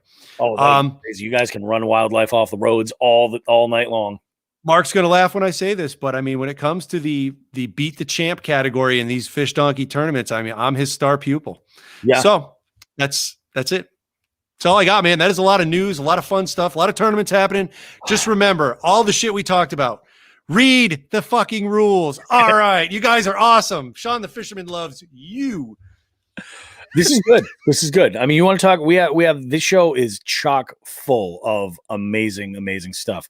So here's what we've got now, guys. We're going to take a quick message from our good friends over at Three Bells Outfitters. You know, good friend of ours, Rachel Walka, had just ordered some Nocqua batteries for her fish finder. She's got a nice native Slayer as well, and her battery showed up in record time. Yeah. Unbelievable. Yeah. So, if you guys are looking for accessories for your kayak, you're looking for parts, you need, Scotty mounts, you need, you're looking to put together a new crate, something like that. You need batteries, you need electronics. Rachel also put in a big order of Rogue fishing gear, which they carry now too. So that's right. That's all new, isn't it? Yes. And I bought when I was down there last, I bought the phone leash. Yep. Which is awesome. It fits right over your phone, grabs right onto it. I was using it the other day when we were out. So that's an item that we highly approve. I had a little conversation this morning with Lauren about a little delivery from Jackson that they're set to receive shortly. So this is going to be pretty interesting. So their inventory is always growing. They're adding stuff. And when I'm down there next, not only will I be scheduling a stop for duck quesadillas, and in fact, I want to try to coordinate with the Hooks at Hoodlum fellas to meet up and put a hurting on the kitchen at Bar Taco. But not only will I be doing that, but I'm going to pick up one of those cell phone leashes as well. Oh yeah, and catch boards. Like that's the beauty of it, man. Yes. Hey, you know what? Good stuff.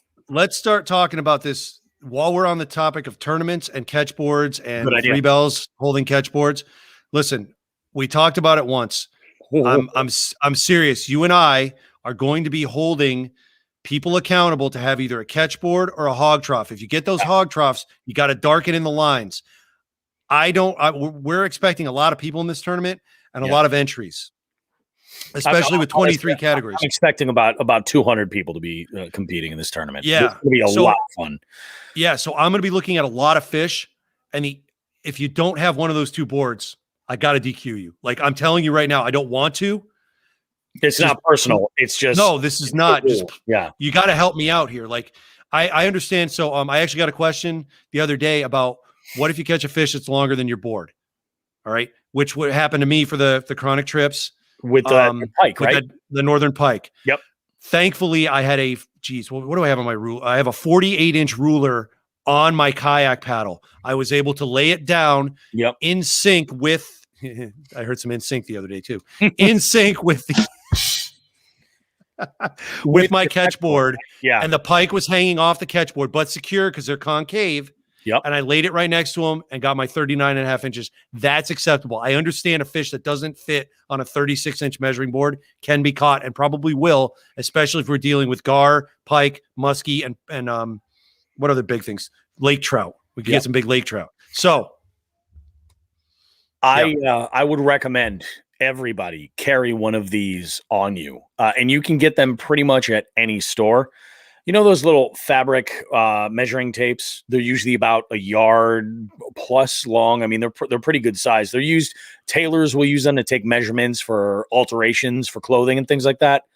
You can get one, roll it up real small, and put a rubber band around it. Throw it in your backpack. It will double as a measuring device. If you have something that's longer than your board, laying it out just the way Sean's talking about, with the end right at the vertical edge of your board, right alongside, it'll give you that guide to give you the number that you need. But every single angler should have one of these. Plus, if you want to, do. If you want to get replicas or anything like that, you can use that measuring tape to take the girth measurement in the various sections around the fish. So definitely a recommendation. And I will ask on those, if somebody's going to do that, lay the thing out to when you pull that tape out, start with the 0 mark at the end of the board if it's 36 or 32, and that thing better be pulled tight. If it's not pulled tight, I'm going to have problems. You better pull that son of a bitch tight. Pull it. Put a hook, straighten out a hook and put it into the ground and put it on the hook. Do something. I want to see it straight because, I mean, this is a tournament with prizes. I'm extremely lenient because a lot of people's first step is at Chronic Trips tournament. Most if I see a bad measurement, I contact the person. I say, hey, I see what you tried to do here. You either you shorted yourself or lengthened, whatever, put too much on. I straightened it out. Next time, do this. I don't just DQ a fish. But if that tape measure, if you're going to play that game, you got to do it straight across because I'll give you the, if it's a 32-inch measuring board and you got a 38-inch fish, I'll give you the 32. Yeah. How can I justify the other when the thing's like crimpled and you're saying it's 40 and it's not? I can't play that game, not because it's personal, because it's not fair to the other competitors. Mm-hmm. I don't care if I win or lose any tournaments, believe it or not. I like being in tournaments and competing where there's a fair and level playing field.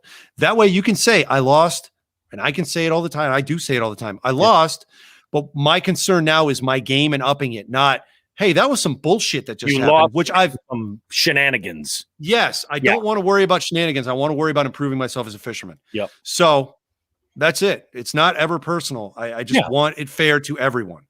So that's that. I love it. I love it too, damn it. And buy that shit at Three Bells. They got it. Bye.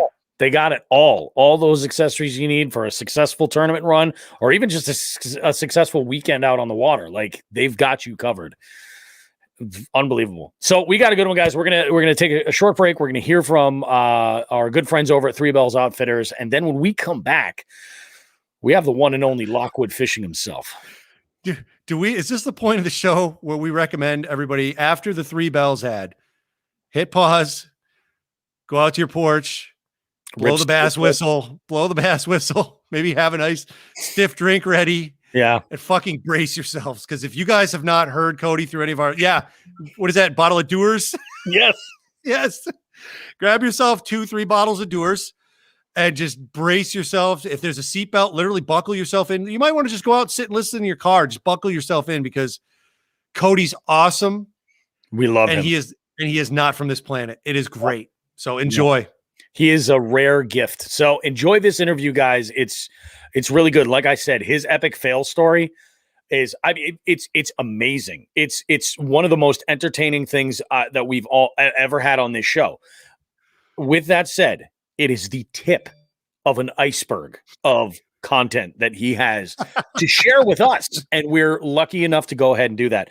Well, before we take that break, actually, I do want to throw this out there. At the beginning of the show, you heard our good friend, Megan, Largemouth Sass. She went to jigsandbigs.com and left a voice message. There's an orange button now right near our logo. Click on that sucker. It'll bring you over. You can leave a voice message for us.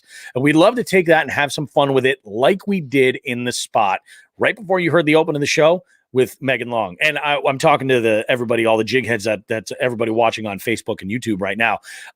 You guys didn't hear that because I want that to be a surprise for you. So when this show actually drops on all the podcast platforms, that's going to be there. Oh, wonderful. I am a big production nerd.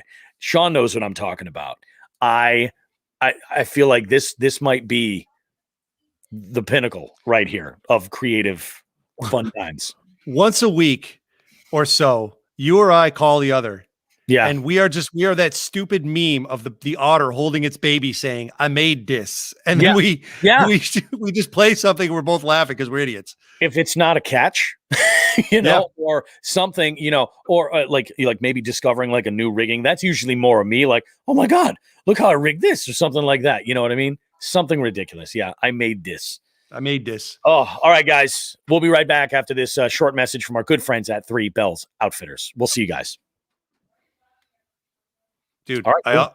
I almost broke into the South Park Chin Pokemon commercial song. Do you remember that? Pokemon, you got to buy them all, buy. And then Garrison comes out going, look, children, I got shoe. What's up, kiddo? Yeah, I'm still, the whole world's watching right now. Yep. But I'm not recording. I know. What do you need? You going to bed? No. What? It's 9:00. Oh, this kid. She's going to Dave and Buster's tomorrow. That's why she's still up. Why Dave and Buster's? Is that a school thing? No, it's her birthday. So we're gonna take you. So we figured we'd take her on. So she's all kinds of excited. She shave her head today, by the way. Okay. Is it a school hooky day or what are we doing? Yeah, that's exactly what it is. School hooky. Nice. Yeah. Nice. You want to say hi? No? Rip some Newports, all 7 billion. Yeah. Oh goodness! We're gonna see it on the news. Cody successfully defeated the Rona through Newport inhalation. Yeah. Oh, maybe that's what the filter is. Oh, Cody's awesome. I love it. All right, let's go ahead and do this outro here, guys. We're gonna record the outside of this and wrap things up, and then I gotta slap this sucker together. I already did the interview for Cody, and that's already done and edited and all that stuff. We're in good shape. When we go off the air, I will get you that sound clip that I promised. Yes, because that'll be the only thing that'll need. 85. You wanted the 85. Okay. Going old school. I love going old school. Fucking old school. I love no doily girls. No doily sweaters for me. No, thank you, Eric. Oh, that was a dress. Yeah, that's even more frightening. Horrible. Yeah, horrible. All right, let's do this. Rolling. 3, 2.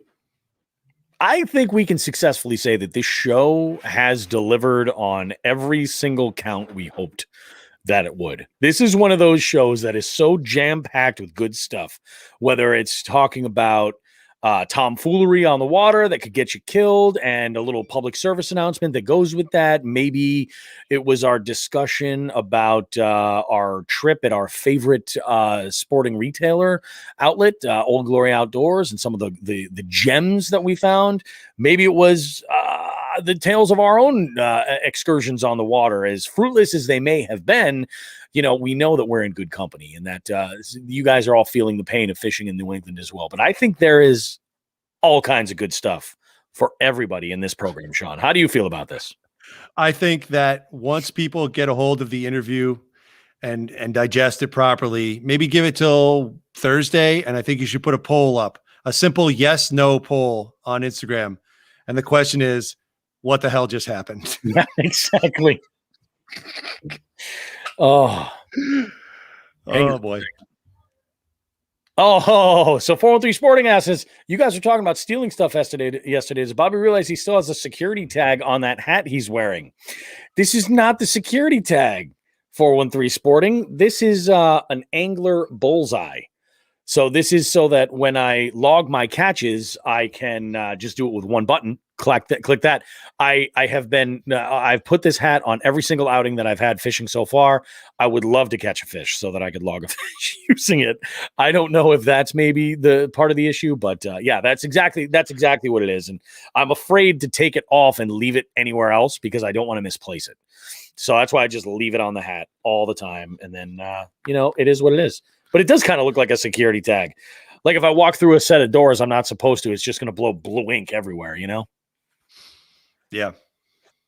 Oh, by the way, while I'm on the subject of my attire, Hookset Hoodlums dropped some new stuff. Did you see that? I did. And that is a very nice t-shirt. I love it. I think it's available in a long sleeve and in a t-shirt. It's pretty awesome. I like that. Yeah, it's good I like stuff. it a lot. Good stuff. Guys, thank you all for checking out this show. Remember, we're in the middle of a giveaway right now with Big Fish Giveaways, and we're talking about it's a Shimano Antares.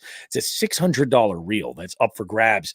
And it's all you have to be doing is following some accounts on Instagram and then tag your friends. Let them get in on it too.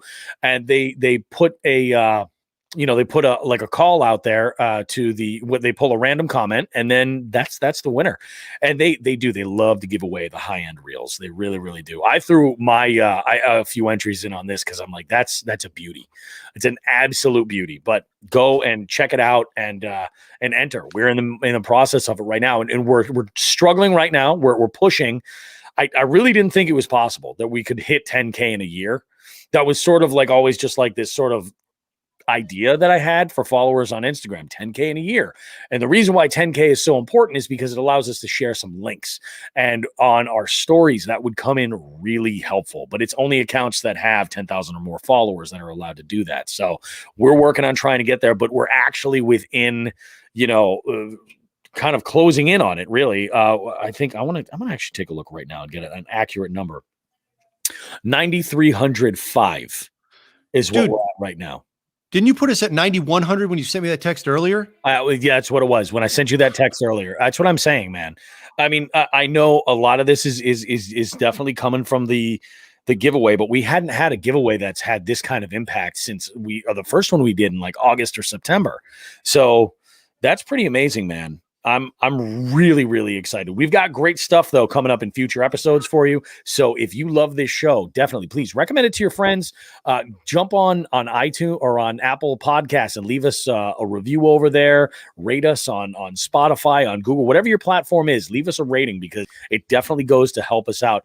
And now that's exactly it. 413 Sporting says now they all need to join Patreon. 100% they do. This is what's going to happen with Patreon, guys. Our giveaways on Instagram are going to continue. We're going to start doing some big giveaways on the Patreon. And, to be involved with it, all you got to do is just be a jig head. All you got to do, go to jigsandbigs.com. There's a button right near our logo that says become a patron. Visit us on Patreon. You can sign up. You can cancel your subscription at any time if you want. But if you're in amongst the first 100 slots that we have open, you can lock that in, that $5 a month subscription, and be good to go. So you get access to all of these lives. Right now we're doing it wide open because it's kind of prime time hours. But normally when we record these segments here for the actual podcast, it's our Patreon members that get to see this and then engage with us as it's going on. So it's very cool. I like it a lot. It's kind of allowed for a lot of other stuff, but we're expecting to do more and more amazing, amazing stuff on there. So very, very excited with that. I love it. Yes. Yeah. Yes. I'm pooped, man. We haven't done one of these recordings at night in a long time. No, it's just been the live streams, which are free flowing and yeah, kind of crazy. Those are. And I'll tell you, I'm still hearing amazing stuff about them. In fact, so the episode I did of Fishing for Answers, I had a ton of feedback from that, and also from the St. Patty's live stream as well. And the two kind of like, it's just been an amazing week for Jigs and Bigs, I think, overall. It really has been really, really crazy. Very, very appreciative of every single one of you guys that are, made it this far and listen and check out the live feeds and everything. You guys are all awesome. Derek's jumping on here. Oh, here we go. Great show, guys. Sorry, I jumped on a bit late, got lost in the sauce working on a little project for Sean. I'm sure you know what this is all about, Sean. Yes. Derek and I are... I'm just gonna blow this up right now. Derek and I have a covert ops meeting at Bar Taco this week. There's a drop happening. Oh, I'm not gonna say from who to who. A drop. There's an item being dropped. This is gonna be some sort of a crazy drug deal type drop. That I get it. You degenerate bastards. I get it. No, you don't get it. This is. One of us has skills, the other needs. There's some shit happening here. Yeah, but okay. And the place, the middle ground is where the ducks roam. Where the ducks are scared and the tortillas are soft. Yes. Yeah. So, we got to do what we got to do. No, it's fair. I can get yeah. I'll tell you what it is after. It's not for the public because Roadkill Nick jumps in. This is why I love this dude. ketamine, yes. Indeed. That's indeed. it. No, that's Cody. 2 weeks later is coming up. So it's a whole other. Okay. If Cody's listening, okay. Possums, ketamine, and the TSO. The TSO. Okay. I bet you he's got one. I think he can do it. Possums, ketamine, and TSO. It'd be like, one time I was at the airport. Oh, yeah. I was going to this rave at the airport. No, there's no rave involved. He doesn't need a rave. It's Cody. It's Oh, like I went and got some coffee, pounded some Special K. I don't think that's what they mean, Cody. I woke up, had a coffee, some Special K. Yours. Yeah. I woke up, had a coffee, some Special K. Man, nobody eats that cereal. Wasn't the cereal. Oh, All right. I love it. What happens if we get Nick and Cody together? Does the world explode? Oh my goodness. Yeah, Is one, I think so. is one the key master and one the gatekeeper? I don't even know what's happening. This show, I've said it before about fishing for answers, but this show violently off the rails. This show, which is par for the course because of our interview segment, and I mean what the sheer abundance of value that we brought to the listening audience with our You say value, I say fuckery.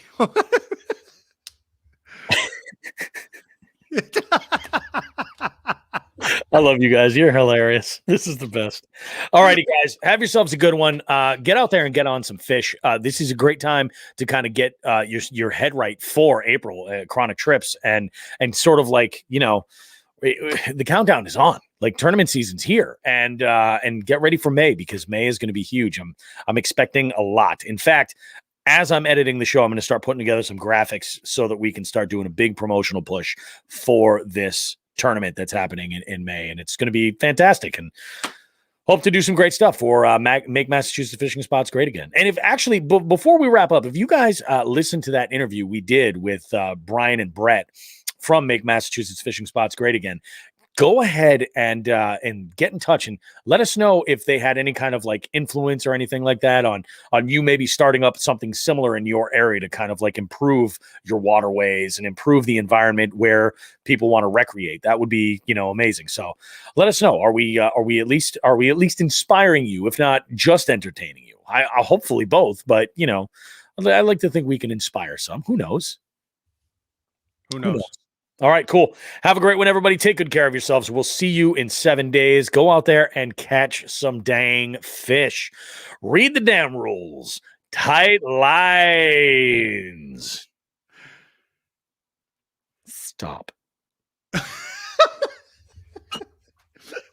I got shoe.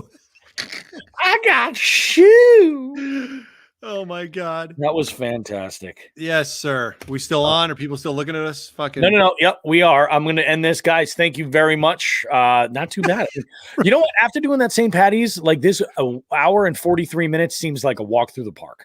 Yeah, that was 3 hours and 3.5 hours long. Yeah. We should have made coffee in the middle of that. Yeah. Wow. Roadkill Nick had an opossum stuffed with ketamine. Derek asks, is that when he tried to get a possum on a plane? Maybe go out and clean the lake because the pigsty with a drunk high school. Those pieces of shit. I'm with you, Roadkill. Wow. Boy, who wrote Duck Time? Was that Derek? Derek, Duck Time. Yep. Derek, Duck Time. I love it. Duck Time, baby. Have a good one, guys. We'll see you.